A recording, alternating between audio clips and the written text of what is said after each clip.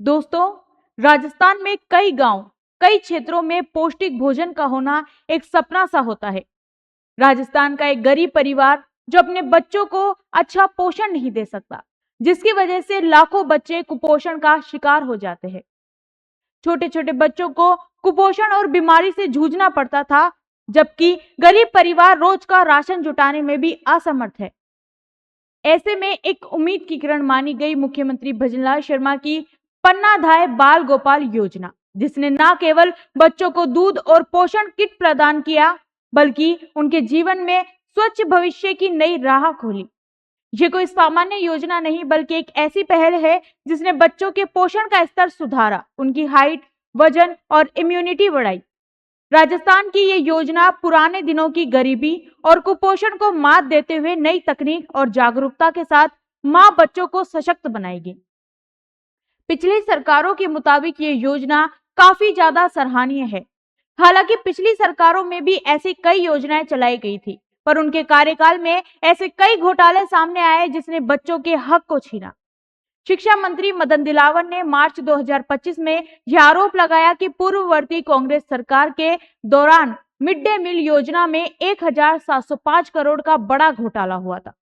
और मदन दिलावर के अनुसार कोविड-19 महामारी के दौरान जब स्कूल बंद थे, तब भी छात्रों को मिड डे मील उपलब्ध कराने के नाम पर धोखाधड़ी हुई। लेकिन दोस्तों, वर्तमान की भजनलाल सरकार ने इस योजना का पूरा नक्शा बदल डाला। राजस्थान सीएम भजनलाल शर्मा के नेतृत्व में यह योजना चलाई गई, जिसका नाम पन्ना धाय बाल गोपाल योजना रखा गया। दोस्तों, इस योजना के नाम का मुख्य उद्देश्य है पन्ना धाय।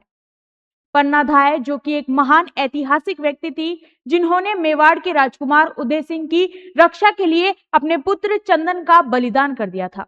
उनका नाम योजना से जोड़कर उनके त्याग और बलिदान को सम्मान देने का प्रयास सीएम भजनलाल ने किया है। दोस्तों, पन्ना धाय ने एक बच्चे की रक्षा के लिए त्याग किया था, और ये योजना भी बच्चों के पोषण और स्वास्थ्य की रक्षा करती है। नाम में ये समानता योजना के उद्देश्य को भावनात्मक रूप से मजबूत करती है। 2025 में 26 के बजट में इसे मुख्यमंत्री सुपोषण न्यूट्री किट योजना के साथ एकीकृत किया गया।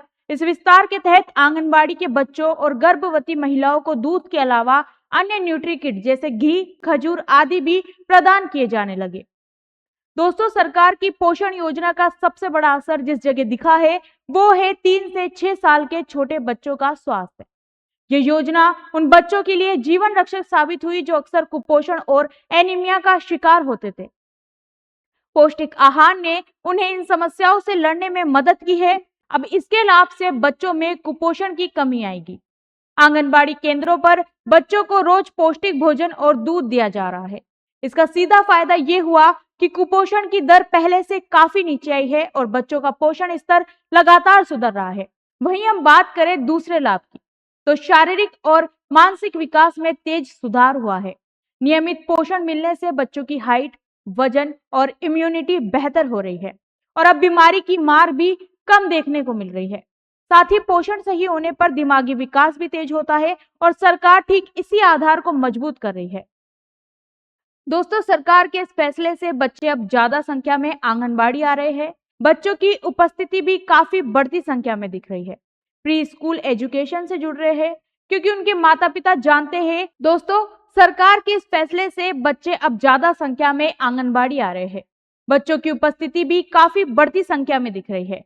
प्री स्कूल एजुकेशन से जुड़ रहे हैं, क्योंकि उनके माता पिता जानते हैं कि वहां बच्चे को अच्छा भोजन, दूध और सुरक्षित माहौल मिलेगा। यही शुरुआती सीख आगे चलकर बच्चे की पूरी शिक्षा को मजबूत बनाती है। कई परिवारों की आर्थिक स्थिति कमजोर होती है।